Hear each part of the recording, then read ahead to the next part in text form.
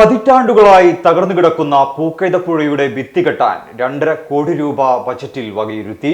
പുഴ ഭിത്തികെട്ടി സംരക്ഷിക്കുന്നതിനൊപ്പം നടപ്പാതയും ഇരിപ്പിടവും ഒരുക്കി പൂക്കൈതപ്പുഴയെ സുന്ദരിയാക്കും. P Nandakumar MLA ഇടപെടലിലാണ് പദ്ധതി ബജറ്റിൽ ഇടം നേടിയത്. 450 മീറ്ററിൽ ഭിത്തികെട്ടി പുഴ സംരക്ഷിക്കാൻ ഇറിഗേഷൻ വകുപ്പ് എസ്റ്റിമേറ്റ് തയ്യാറാക്കിയിരുന്നു. ആയിരങ്ങൾ കാഴ്ചക്കാരായി എത്തുന്ന കടവനാട് ജലോത്സവത്തിന് വേദിയാവുന്ന പുഴയോരത്തെ സുന്ദരിയാക്കുന്ന പദ്ധതിക്കാണ് തുടക്കം കുറിക്കാനൊരുങ്ങുന്നത്. 4.5 പതിറ്റാണ്ടു മുമ്പ് നിർമ്മിച്ച ഭിത്തി തകർന്നതിനാൽ പുഴയോട് ചേർന്ന റോഡിലൂടെയുള്ള യാത്ര ഏറെ പ്രയാസകരമാണ്. പുഴഭിത്തി നിർമ്മിക്കണമെന്നാവശ്യപ്പെട്ട് CPIM കടവനാട് ലോക്കൽ കമ്മിറ്റി നവകേരള സദസ്സിൽ നിവേദനം നൽകിയിരുന്നു. ആളുകൾക്ക് സായാഹ്നങ്ങളിൽ വന്നിരിക്കാവുന്ന തരത്തിൽ ബെഞ്ചുകളും തെരുവു വിളക്കുകളും സ്ഥാപിച്ച് മനോഹരമാക്കി പൂക്കൈത പാർക്ക് പദ്ധതിയും തയ്യാറാക്കുന്നുണ്ട്. പ്രാദേശിക ടൂറിസത്തെ പ്രോത്സാഹിപ്പിക്കുക എന്ന ലക്ഷ്യത്തോടെയാണ് പദ്ധതി.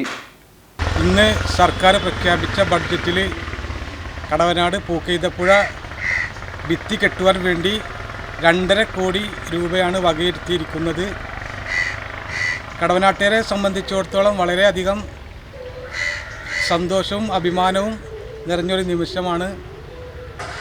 കടവനാട് ഈ പൂക്കൈതപ്പുഴ കടവനാടിൻ്റെ ഏറ്റവും വലിയ ഉത്സവമായി മാറിയ കടവനാട് ജലോത്സവം നടക്കുന്ന ഒരു പ്രദേശം കൂടിയാണിത്.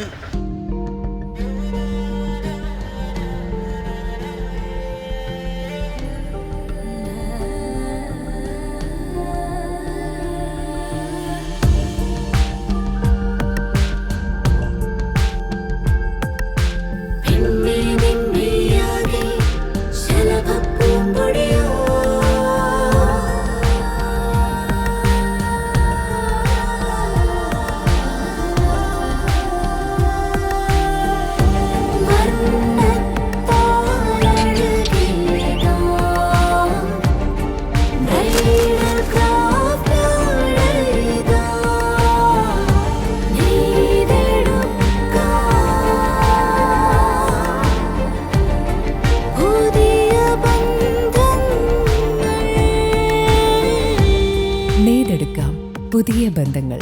Bridal craft, the wedding mall, Pan Bazaar, Tirur.